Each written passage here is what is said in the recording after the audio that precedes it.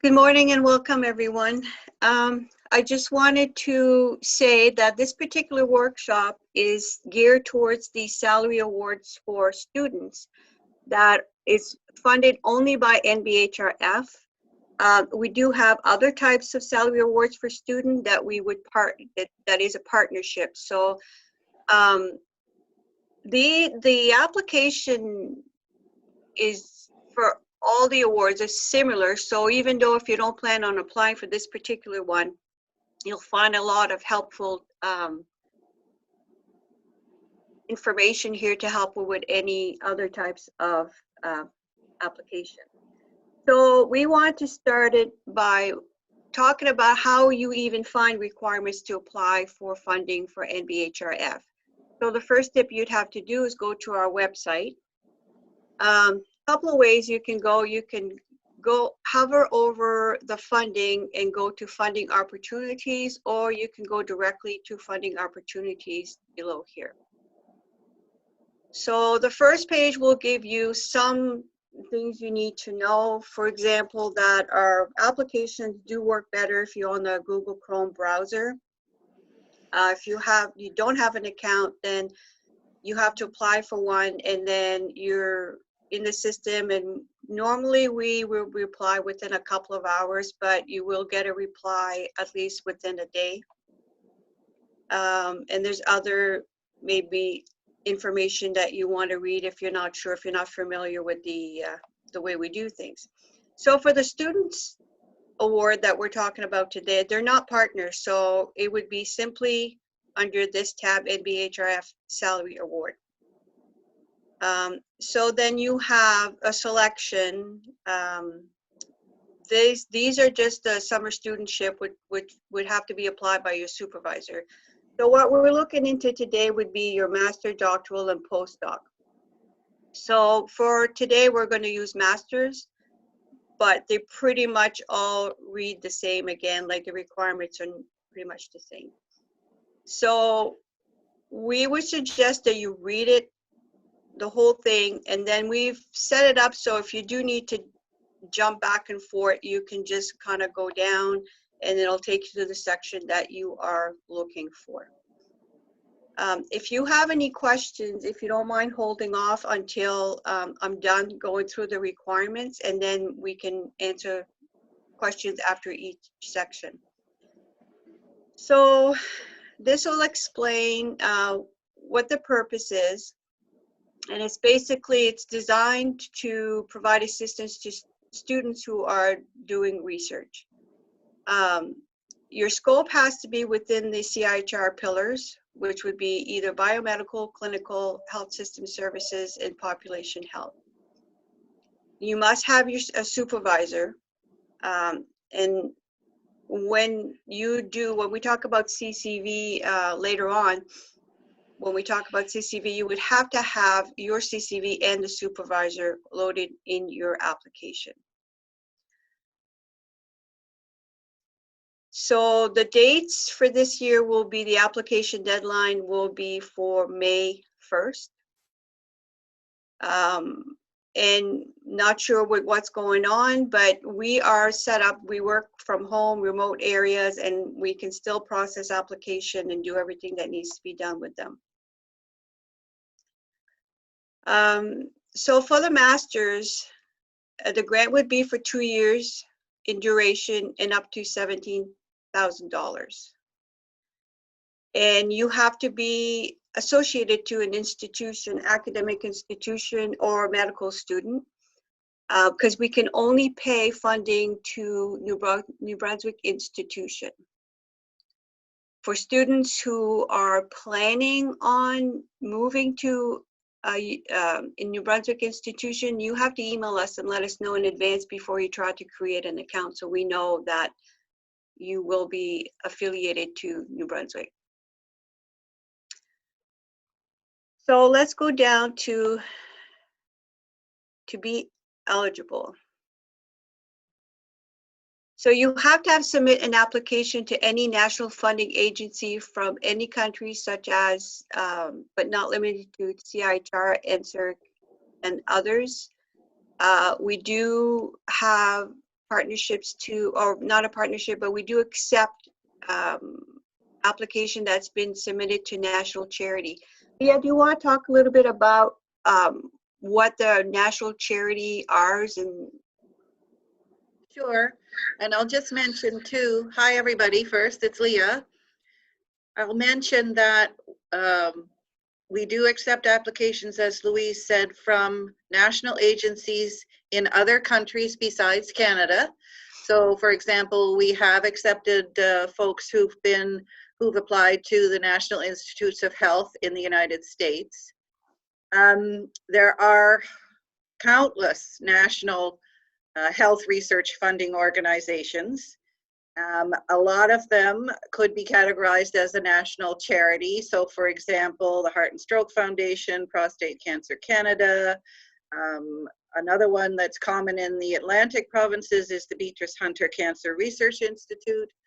So the idea here is that the application that you made to that agency has been peer reviewed.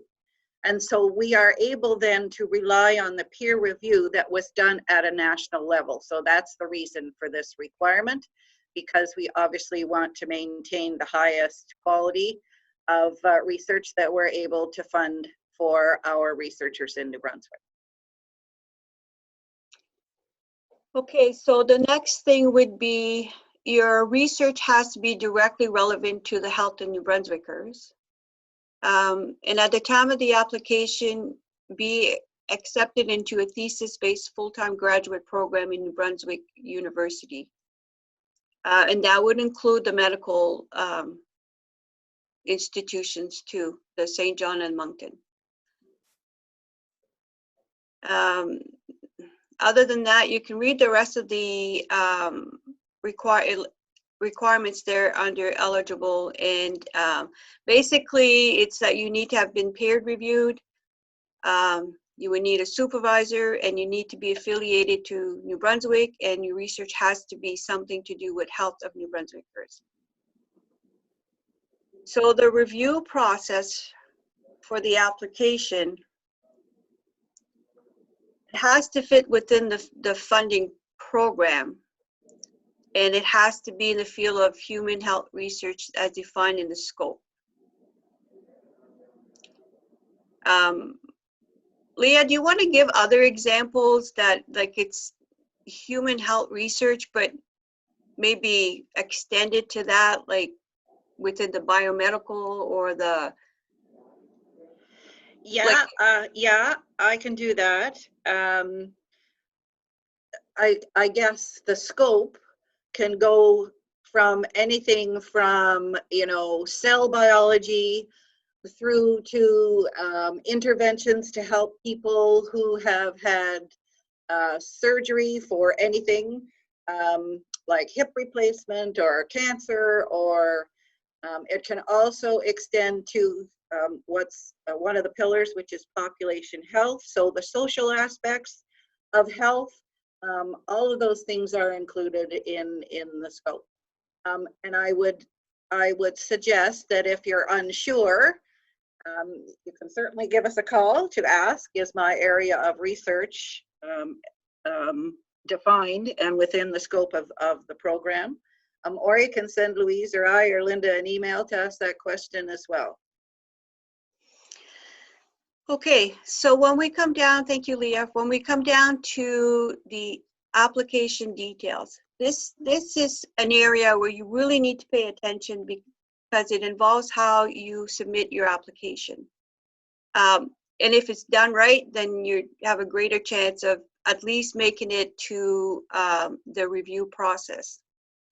So you need to complete the online applications, which we'll go through in a minute here. Every field that has an asterisk next to it are mandatory. The way that the database was set up, because you can save a draft and then submit, we were not able to flag when you save or submit to say, oh, this is missing, you need to fill this out. It can only do it on one field. So please pay attention and make sure that everything is in there. and attach all your documents that is required. And again, your CCV attachment has to be yours and your supervisor, and we'll talk more about CCV later on. So the grants are made for 24 months. If you're successful, you can reapply in future years, and if you are unsuccessful, you can also apply in future years. Okay, so individual investigators may not hold concurrent funding under this or any other NBHRF program.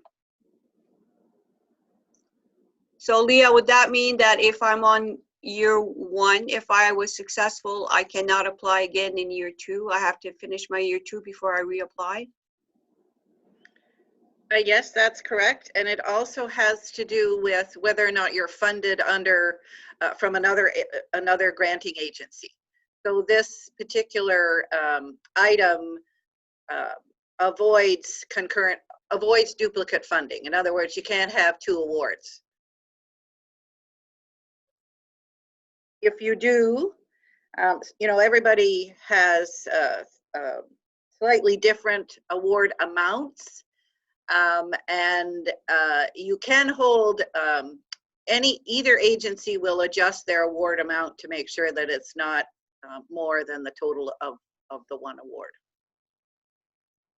So you need to advise if you do obtain an award from another agency. Okay, so when you do your online application, these are the attachments that we want to see attached to your application before you submit it. So your plain language project, and it gives a definition there what we're looking for. The relevance of the project to help the research in New Brunswick. And your breakdown on other sources of funding, which would speaks to what Leah just mentioned. Like if you have other funding, then we need to know about that so we can adjust your amount or decide how much you would get. And a copy of your national agency application, which would also give their decision and the score of the peer review. You will need your transcript attached and the common CV. So if you look at the very last thing after each attachment, it tells you upload under section application details attachment, or this one says under your CCV attachment. Can I make a comment, Louise? Yep. Under attachment number 4, just to add that in addition to a copy of the application, we need to see the documents associated with the funding decision, which includes the peer review score and comments. Yeah. Okay, so in the signature part of the application, so you are the applicant. You would be the number 1 box filled out with your name and your, I think it relates to position, so your degree would go in there. The department is the name of the dean or the department head or your manager, goes on the second signature. And the institution has to be the person who is authorized to bind the institution to the general condition of governing grants and awards. If you're unsure who that is, you could ask your supervisor, or you can email Leah because she pretty much knows the people who do this at your institution. If your supervisor's not sure, just email Leah and she'll point you in the right direction. The next section is to say like how you should do your summaries, what we're looking for the page setup to make it easy to read so it's quickly reviewed and people are not sort of like trying to search what your information is and where it's at. Again, before you, and I know we say this often about what to do but we are getting applications that are not done right. So we tend to say it a few times so it's not missed. So you have to review your application for completeness and accuracy before you submit. Once you've submitted your application, you are not able to add or change anything to it. You can do so if you save as a draft. You can always go back and make amendments and edit it. Once you hit submit, all you'll be able to see is view your application, but you will not be able to make any changes to it. So make sure that all your attachments are uploaded. And I'll show you later, it's under your choose files button, and that your CCVs are attached. So this section goes on about saying how to get your PDF signed. So once you're in the database, you will do all of your names and you'll have to go in and do a PDF, and we'll go through all of that in a second after I'm done explaining the requirements. And then the next section is read about what the expectation will be for your final report. You may not want to do this at the time of application, but surely come back to this if your application is approved, so you know in 90 days of your research deadline being done, what we expect back on your final report. So you may want to accumulate some of the information as you work on your research, so you'll have it handy and ready when you file your final report. Okay, so is there any question on the requirements before we move on to the application? Okay, I'm going to leave both windows open here so that we can refer back, but when you go to your database for your application, it looks like this, not like that. Okay, so we're so far, I'm just looking to see where we are in the agendas here. Okay, so if you don't have an account yet, you can stay at the end of this session and we'll show you how to get to an account. Those of you who have an account, you go to the website and you would click on this funding login. And that'll bring you to your portfolio. So again, your portfolio when you log in looks like that. So we're looking to apply for a master's. So these are all the funding types that you can apply for. So we're looking for NBHRF masters. And you will create, and there's your application. So you would put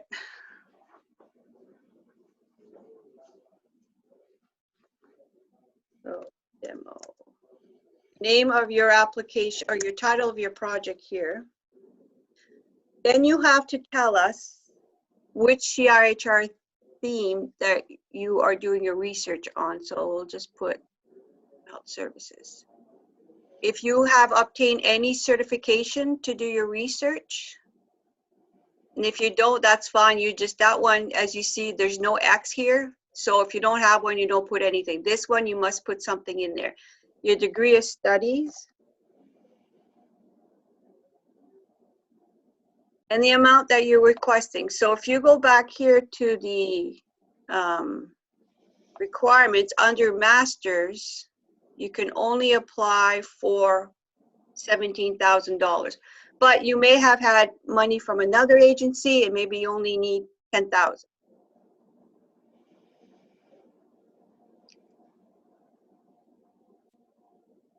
And again, you'll see there's an asterisk there. So your total funding, you could say 17. And the system will automatically put in the amount you requested from us. And you'll see the status is always non-applicable because at this point you're just applying. It hasn't been approved or not approved. So for your other 7,000, let's say that's a university, and we've got 7,000. And that one's been approved, so you'll change it from pending to approve. So this should match this. And even if you have the 7,000, your 7,000 has to be either in the approve or pending, one or the other. The salary award application is built for multiple types of awards. So there are sections in this that doesn't apply to you as a salary award student. So time release does not apply to you. So that's for a clinician that would be doing research. So your student supervisor, your supervisor name, position, affiliation, their emails and telephone number, we would need that. And again, there's nothing here because if you're applying for another type of awards, doesn't pertain maybe to another type. So you have to kind of be careful too that you go back to your requirements and make sure that what is applicable to you is filled out. So the studentship information, this only applies to a supervisor that's applying for studentship, so you can skip that one. That is also for a supervisor, you can skip that, and your supervisor funds health, you can skip that. So we are here, your short abstract. So all we need in here is tell us a little bit about the research that you're working on. And the reason why we ask that is in future years, there's always people coming at us asking, well, do you know anybody who's doing research on this or that or whatever? So these short abstract is useful not only for decision making, but in future years where somebody's maybe looking to do some collaboration on different types of research. So here we are at CCV. So if we come back here, these are your attachments down here. So for your plain language summary you would load that under this one here under the application detail. And so on with your attachment 2, attachment 3, 4, and 5. So these are all loaded under this one here. Your CCVs, so over here, you would load yours and your supervisor. When you read through the CCV here, it does tell you that you need to complete one for both you and your supervisor as part of your application. You need to go into the CCV database, and your funding option is funding source NBHRF. And you need to select the NBHRF template under the funding source. The CCV will have to be uploaded as a document through the choose file, which is here. On your application form, please note that a draft CCV will not be accepted. So when you're under the CCV database, there is an option where you can do generic CVs. That will always be in a draft form. If you did go under the NBHRF funding, NBHRF template, but you've did all the requirements, but you never hit submit button under that database, you will be in a draft form. So we need one that is not in a draft form. And you will know that you have submitted because there will be a pop-up that gives you a number of your submission. Once you get a number, you know that you have the correct CCV. So we'll just move to CCV for a second here. Can I add something, Louise? Yep. Just to explain why that we want a submitted version and not a draft version. The reason is that the draft version is not part of the Canadian Commons CV database unless it's submitted. And we can access, this helps us access information on everyone who has a CCV under the NBHRF template. So Louise mentioned we often get questions about, you know, are there people doing research on different things in New Brunswick? This is one place where we can go out to find that information. So we need you to be actually in the CCV database, and the way to do that is to submit your CCV under the NBHRF template. Okay, so, and again, we can go through a little bit more about the CCV later on for those of you who are not familiar with it. But basically, when you go into CCV, you'll see there's funding and generic. Generic is really for you to keep building your CCV for your own purpose. You're not submitting it to anybody, but the good thing about that, if you keep that one accurate, when you do hit on funding, it will bring forth everything that you already have in your generic. So what we're saying here is that you need to go to CCV funding, you need to go to funding source, you need to pick NBHRF and NBHRF template, and then you will load that. So if these are all checkmarked, it means that you have met the requirements for our template. If you have any that have an X in red, you need to go in and see what's wrong with it, fix it, and then go done. So once you have all the green check marks, you're good to go. So you would have to hit your submit. So there's a couple of things here you can read through, you agree or disagree. One of them will be if you want to be in that database for future references. If somebody's looking to match up with your type of research, and then you confirm. So when you get this, your CCV has been submitted, the confirmation number is this, then you know you have your CCV. So then to load it to our database, you will have to go into history. You will have to open your PDF, and you would just save it on your desktop. And come on. And then you can load it into our database here. Does anybody have any question on that part? Because that seems to be an area where people are struggling. Okay.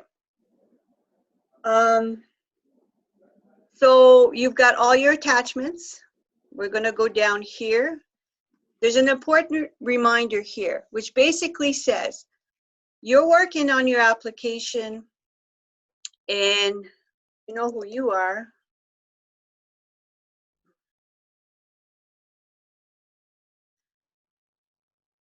So you think here it's Leah. Carr should sign there. And Linda should sign here. Okay. Sorry, I'm not very creative when it comes to making up information. So you notice at the bottom here, there's no submit button. The first thing you need to do is save a draft. So you can see here, you have a view. Oh, and you notice you made a mistake, you can go and edit again. And then you'd be going back at the bottom. Now that you saved once, you can submit. But before you submit, there's one piece that's missing, and that's that signature page that we were talking about down here. So you must obtain your signatures prior to submission. So to do so, you enter the names, you save as a draft, and you go to view. So we are here on view. Then you go to the very bottom. There's a view PDF here.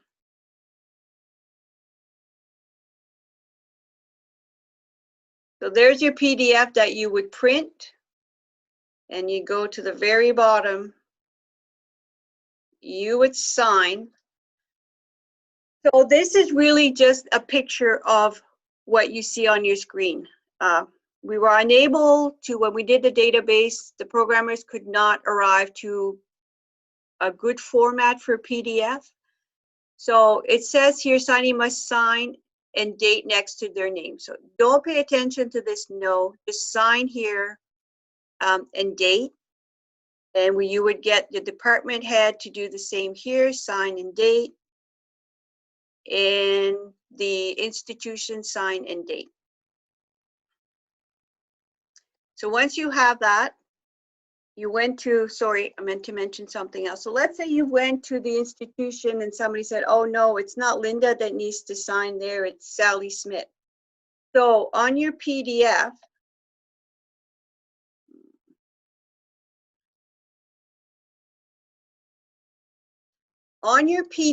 you can cross out Linda's name by pen and get the proper person to sign. But what we need you to do is when you go back in here before you submit it, I'm going to go to home just for a second to show you. So when you've logged out, when you come back in, you will have to go here to get your edit. So you need to come back down here and you need to change Linda to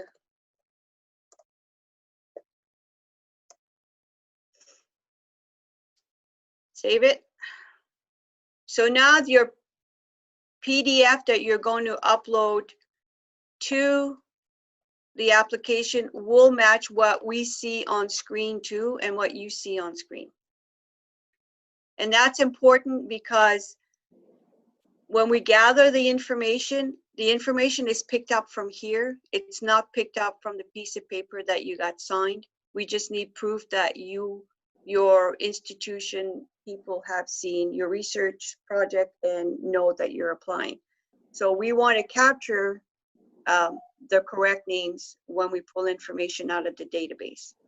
So we're ready. Can I add something, Louise? Yep. Just to clarify who it is that needs to sign, it's pretty clear the applicant and the department head. If a department head is not available to sign, in the case of student applications, we can accept other folks' signatures for a department head, like your dean, for example. And then for the institution signature, a lot of the times this is something that people don't know where to go. So there's for student applications, the ideal person to sign there is the Dean of Graduate Studies. But in some institutions, they would not be available, and the other way around. So with the Office of Research Services, you can always check with your Office of Research Services as well, and they will help you find the correct person to sign. Okay, thank you, Leah. So before I hit submit, is there any questions from anybody? Okay. Louise, there have been a couple of questions in the chat, but I don't know if they're the type of questions you want to save for the very end or tackle them now. I don't see the questions here, Linda, but if you want to fire off the questions, we can make an attempt to answer them right now. There's really just two. If you do want to be able to see them, you hover at the bottom, and beside where you click share, you click chat. And I think everyone should be able to see that same conversation that we've had. So Kate had asked, so there was a note that you couldn't hold multiple NBHRF awards. So if a student was to hold an NBHRF travel award, like a travel grant, would they be excluded, or is that considered a different category of funding? Leah, you want to answer? Yep. So that's a very good question. And the answer is yes, it is a different category of funding. It's not a salary award, so it's fine to hold a travel award from NBHRF. Perfect. So Kate, I hope you heard that. That was from Kate. Another question from, well, the name is Blacken. Above that was the first one. It said, I may have missed something here. Is this open to non-Canadian applicants? The answer is yes. Okay. As long as you're going to be affiliated with the New Brunswick institution. Okay, and that same person asked another, do we need to submit the actually signed sheet or can we just have it available for consultation? Yes, you need to submit the actual signed sheet. Okay. So I hope everybody is on the same page. That seems to work really well. Any more questions, just fire them off in the chat and I'll make sure we get to them. Now I'm going to mute myself and we'll continue on. Thank you. Okay, thank you, Linda. So it looks like we're ready to, I'm not going to do the attachments. That basically, it's the same as files that you load. So you go, you choose, you go through your files you have on your computer, find your file and load it up. And if you have more than one, there'll be a button here no, sorry, not on this section.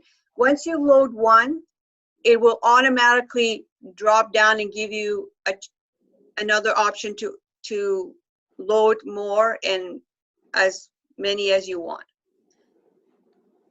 Okay, so change my name. So when you submit, you'll know we received your, oh, see, that's a good thing because when there's something that happens that you won't let you submit, go back to the top of your page and it'll tell you why. In this instance, it's because I did not check off. Once you have all your signature, you need to say signature was acquired, signature was acquired. And this is really for you to come back to say, yep, those are the same people that I had put in there. And just to remind you, if I had to change a name, I need to change the name here too. All right, now we're ready to submit.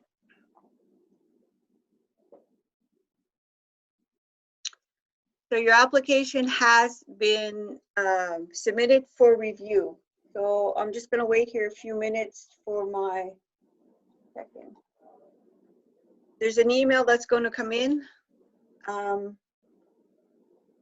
to tell you that we have received your application. If you don't get an email, please check your junk box or junk folder to make sure that it didn't end up in there. So is there any questions on how to submit an application? So Nancy just wanted to confirm, I think, and I mean, I should know too. So just so she understands, we save the basic submission plus 1 or 3 additional sheets with actual signatures. Can we confirm that that's what's supposed to be done? So you're talking about the signature page. Yeah, back to that, yeah. Yeah, we normally only need the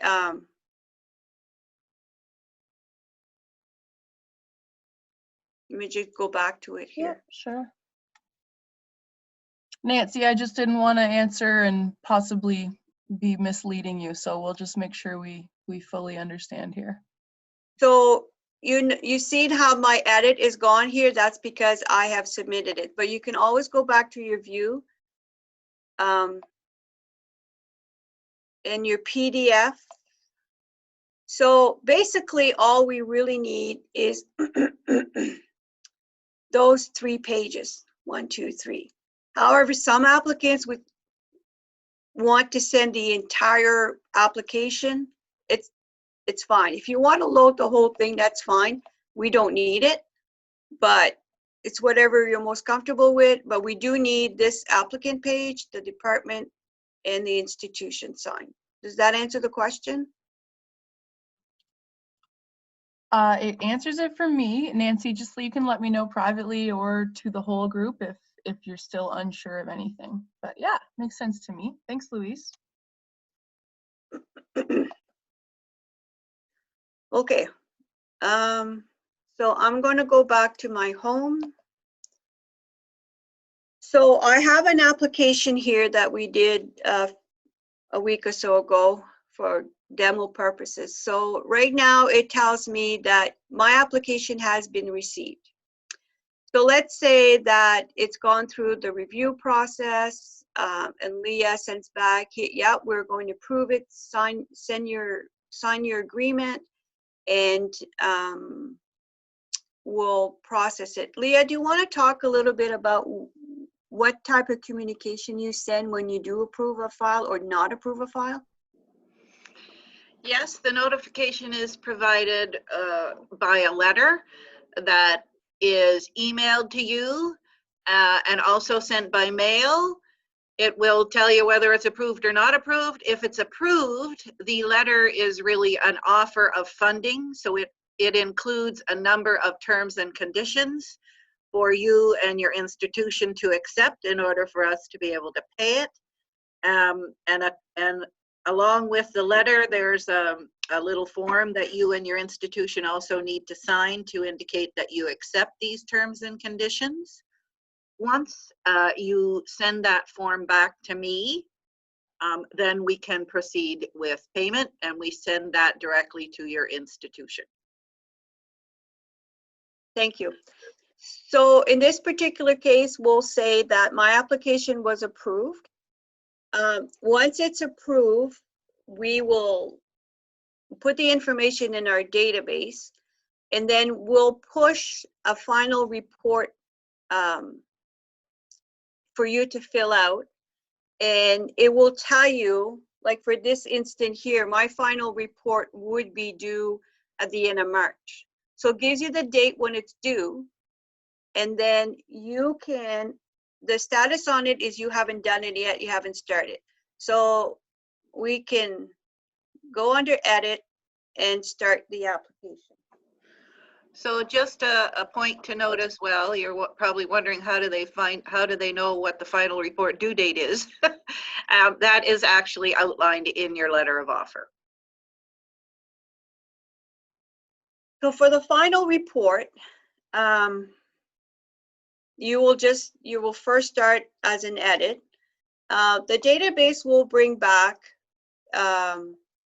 your file number and your project, yes, your project title would be there. However, if for some reason that has changed or you had a very long project title and you've shortened it, you could enter a different one here and tell us what that is.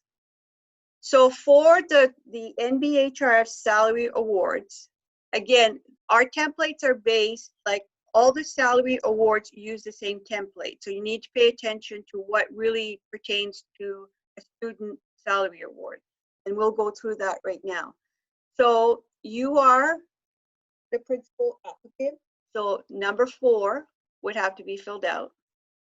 You do have a supervisor, so number 5 would have to be filled out. I'm just going to put something in here so I can actually submit it.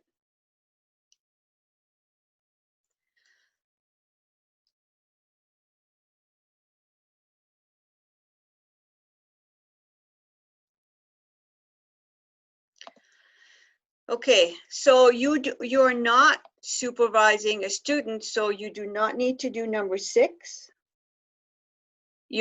Whatever you've entered on your application as far as your program will be automatically entered in there, but you will have to tell us on number 8 and 9 when you started your research and when you completed the research. So this might not be completed your entire research, but whatever portion of the research you were working on with the money that we have provided you is the dates that you would put in there. So under Part B, this is basically the project information. You would need to fill out number 10. Did you achieve what you were trying to do? And number 11,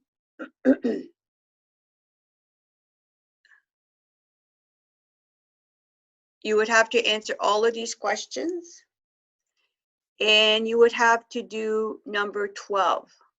So in 11 and 12, we suggest that you should probably discuss these with your supervisor also to answer these questions. So then you can jump to number 14. 13 is only for summer studentship, does not apply to you. Number 14 to 17. These are areas that you most likely will not have any activities to enter in there on all of them, but you may have attended a conference. You probably don't have any inventions or agreements or patents, but you may have published something. So tell us what you have done in these different sections, if you have anything in there to add. And keep in mind that the more you tell us, the better it is for you in the long run, because if we're looking to match collaboration, we use this information. So again, we want to make sure that whatever you told us on the application still pertains to your CIHR pillars, and you would enter your category. So you at least have one of something in here. So final institution, this is an area where we find people are struggling.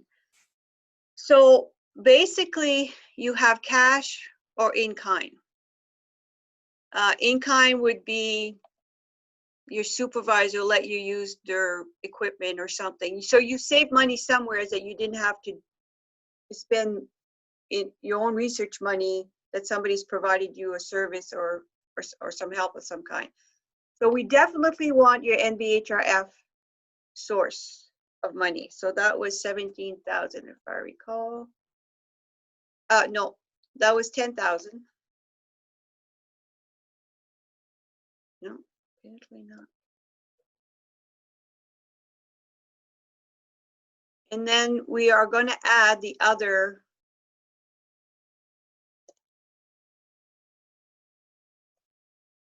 which was 7.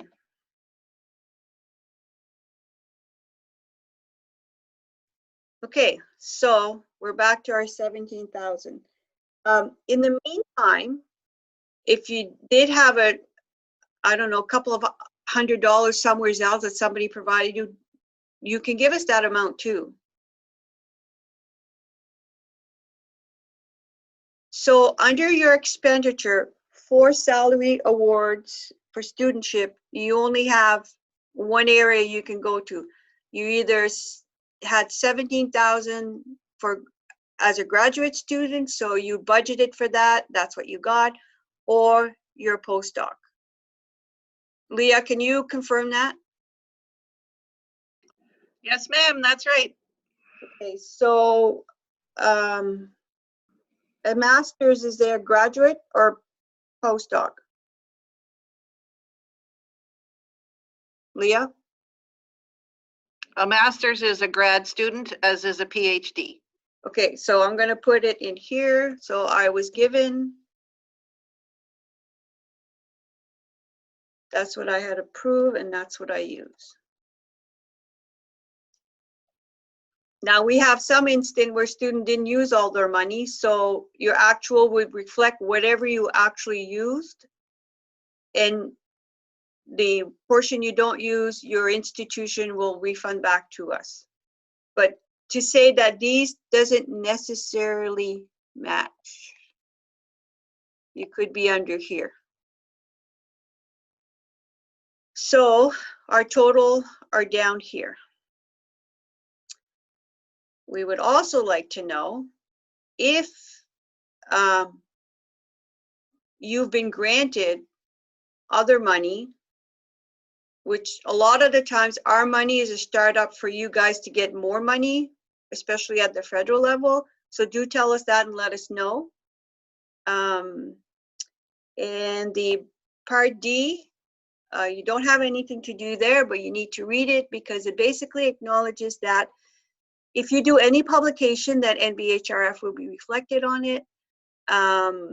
that we also like to follow up, and actually we've just done that in January, ask for feedback for a report that we're working on. So we may come at you 5 years down the road and say, can you give us some information where you're at and where your money has brought you to and whatnot. So that's just acknowledging that you are aware of this. And again here, your files that you would upload, go back to, so for final report here on the requirement, it says you're required to submit a final report within 90 days of the end project date. And you'll know that 90 days because under the report due date, the date will be in there. And then you have to log into NBHRF account, and we've just shown you how to get to it. So you will also have to load a signed financial statement from your institution. And your summary project report must be attached. And we've gone through the summary reports, which was,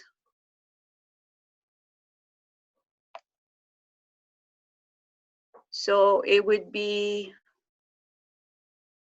12 and 11.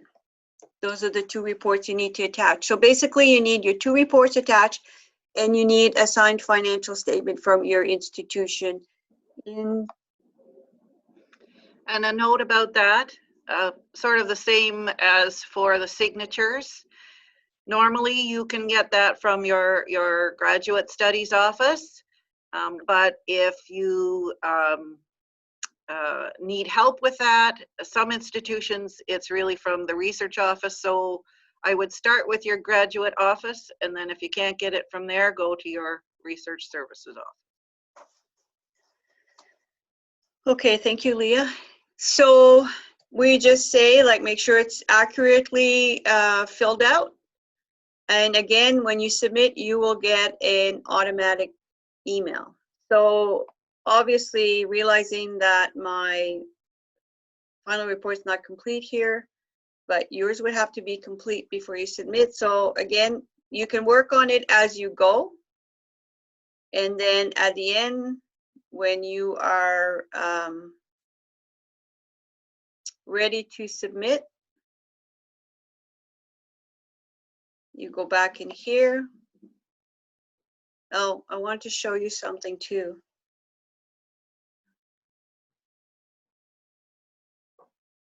Okay, so you go back in here and make sure that you have everything intact. And again, we have a few reminders at the bottom here. Make sure all this is done, and then you would submit, and it's the same thing. You will receive an email that looks like the one from the application, but will refer to a final report and the report file number. So here is, once you're submitted, same thing, you can view it, but you're no longer able to add anything to it. So very important that you have all your attachments done. And if you're having a hard time getting your financial institution report to load, maybe send an email to Leah and tell them that you're trying and you still haven't had it. Let's say you're at the final report due date and you still don't have it, then I would suggest you communicate with Leah. She might be able to help you with that, at the institution to submit it to her. Is there anything else, Leah, that you would like to add? No, I don't think so. Any questions? Okay, so this basically ends the session about the salary awards.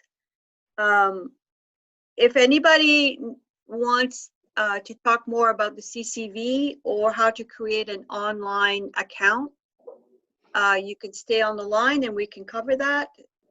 Everybody else who does not need that support, thank you so much for joining us. Please send some feedback to Linda if this was helpful or not, because if we find that this is helpful with other grants, we'll probably do maybe 3 or 4 of those a year. It's our first one, and we really appreciate those who participated, and please give us some feedback.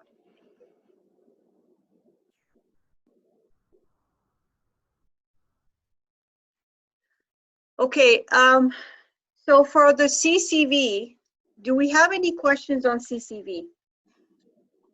No new questions on it. We're just getting a whole bunch of thank you. This has been terrific via chat. And even a high five. I think we got a high five from Stefan, so thank you. Okay, so we've covered pretty much of the CCV within this scope of what we discussed. Is there anything else that anybody needs on CCV?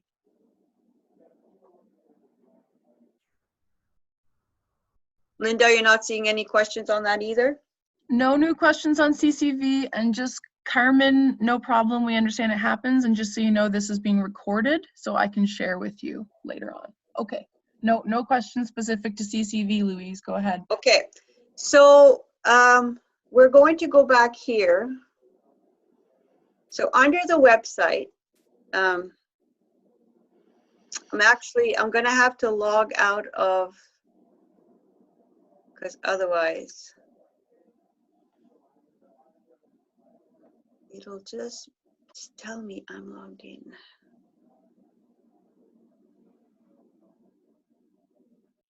Okay, so once you click on the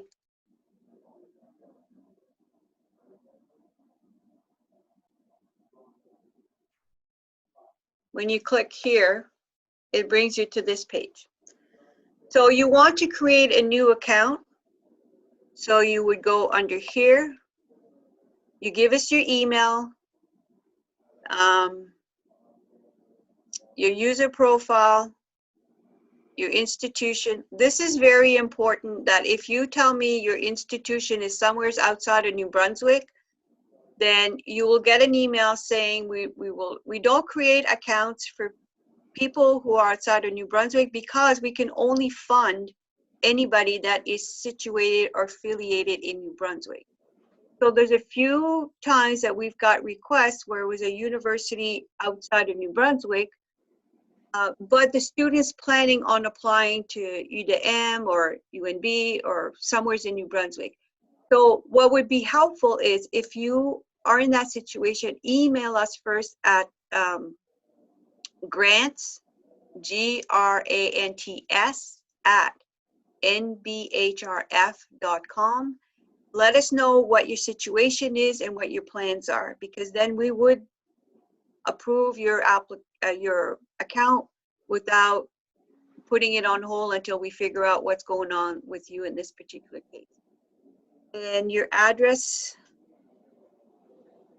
cell phone number, and then there's this little now unfortunately I can't create a new account because I don't have an email address that I don't have an account in the database for.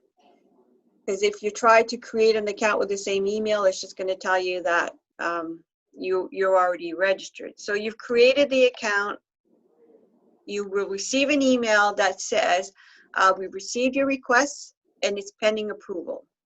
So what we need to do at our end, we will go in the database and double check that you don't already have an account with a different email address. Our safety is it catches the email addresses. So if you've forgotten your password and you already have an account and you're trying to create a new one with a different email address, we're not going to approve it. And the reason why is anything you have applied to us for is under that ID number in the database. So we cannot have you having 2 accounts, because when we look for Sally Smith, we want to see all the records that Sally Smith has with us and not spread all over the database. So in that case, you would receive an email saying that you already have an account with this email. Sometimes you've moved on to a different university, you don't have access to that email anymore. Let us know, we can change your email for you. There's a lot we can do, so an email to say this is the predicament I'm in, can you help me out, usually works out. So for somebody who has a new account, never registered in our database, you will receive an email. We'll say, okay, yeah, no problem. You meet the requirements, and then we'll approve it. You will receive a secondary email with a link that will bring you to able to log in. So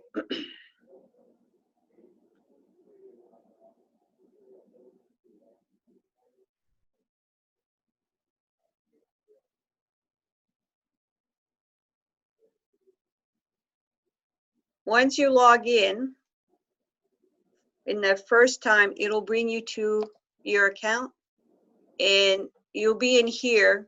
Then you will create your password and confirm your password.